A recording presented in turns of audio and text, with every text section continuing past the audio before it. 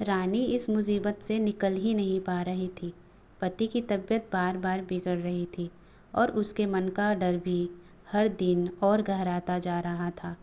एक माँ, एक पत्नी होने के नाते उसका दिल हर पल आशंका में डूबा रहता। जब इंसानी कोशिशें कमज़ोर पड़ने लगे तो रानी ने अपनी आस भगवान से जोड़ ली।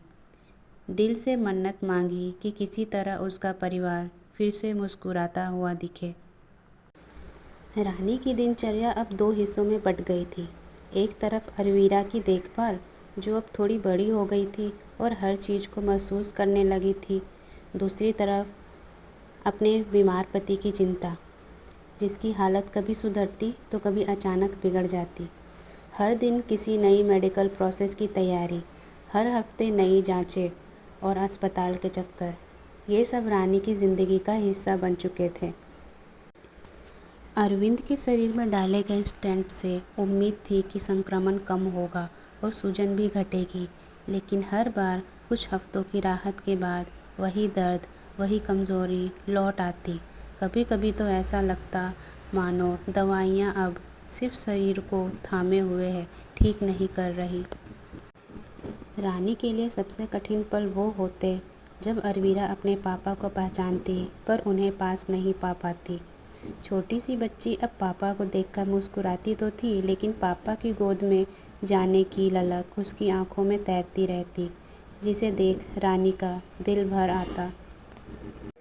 लेकिन इन्हीं कठिन दिनों के बीच 16 जनवरी 2023 में अरवीरा का पहला जन्मदिन आया।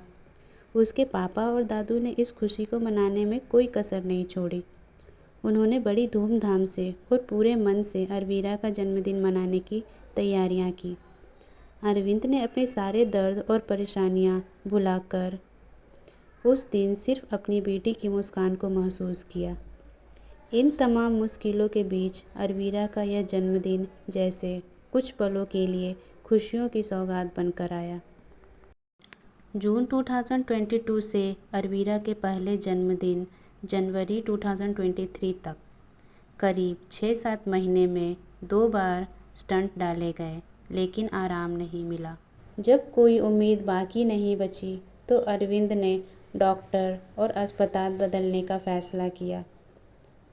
नए डॉक्टर ने भी सभी रिपोर्ट ध्यान से पढ़े और कहा, इलाज तो वही है, लेकिन तरीका अलग होगा, रोबोटिक सर्जरी से।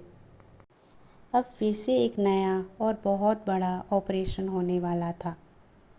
फ़र्क बस इतना था कि इस बार सर्जन कोई इंसान नहीं बल्कि एक रोबोट था।